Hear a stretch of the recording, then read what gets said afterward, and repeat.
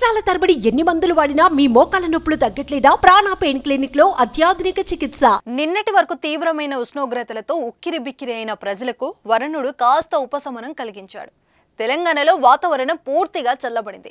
శుక్రవారం సాయంత్రం కొన్ని ప్రాంతాల్లో జడివాన కురవగా శనివారం ఉదయం నుంచి రాష్ట్ర వ్యాప్తంగా దంచికొడుతుంది. హైదరాబాద్తో పాటు చాలా ప్రాంతాలు ఉరుములు మెరుపులతో కూడిన వర్షాలు పడుతున్నాయి. హన్మకొండ, వరంగల్, కరీంనగర్, జనగామ జిల్లాలో వర్షం కురుస్తుంది.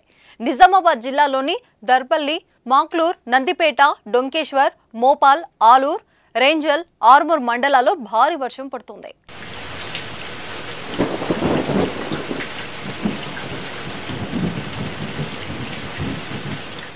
మరోవైపు మెదక్ జిల్లాను భారీ వర్షాలు కురుస్తున్నాయి. జగిత్యాల జిల్లాలో వాన దంచి కొడుతుంది. గాలివాన కురుస్తుండటంతో విద్యుత్కు అంతరాయం ఏర్పడుతుంది. ఈదురు గాలులతో చెట్లు, విద్యుత్ స్తంభాలు నేలకురిగాయి. మరోవైపు అకాల వర్షాలకు రైతన్న తీవ్రంగా నష్టపోయాడు. వేల ఎకరాల పంటకు నష్టం వాటిల్లింది. సిద్దిపేట, దుబ్బాకలోని కొనుగోలు కేంద్రాల్లో ధాన్యం తడిసిపోయింది. దీంతో రైతులు ఆందోళన చెందుతున్నారు. ఏప్రిల్ 24వ తేదీ వరకు తెలంగాణలోని పలు ప్రాంతాల్లో తేలికపాటి నుంచి మోస్తారు వర్షాలు కురిసే అవకాశం ఉందని హైదరాబాద్ వాతావరణ కేంద్రం తెలిపింది.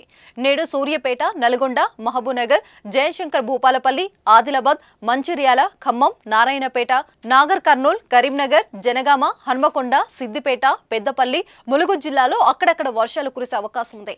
ఈ మేరకు ఆయా జిల్లాలకు ఎల్లో అలర్ట్ జారీ చేసింది. ప్రస్తుతం ఎండలు మండిపోతున్నాయి. 40 డిగ్రీలు దాటి ఉష్ణోగ్రతలు నమోదవుతున్నాయి. వేడికి పిల్లలు, వృద్ధులు అల్లాడిపోతున్నారు. వడదెబ్బ కారణంగా ప్రాణాలు కూడా పోతున్నాయి. ఇలాంటి సమయంలో పడిన వాన ఉపశమనం కలిగిస్తుంది. ఉక్కపోత, చెమటలతో ఉక్కిరిబిక్కిరైన ప్రజలు చాలా రోజుల తర్వాత పడిన వానతో కాస్త ఊపిరి పీల్చుకుంటున్నారు.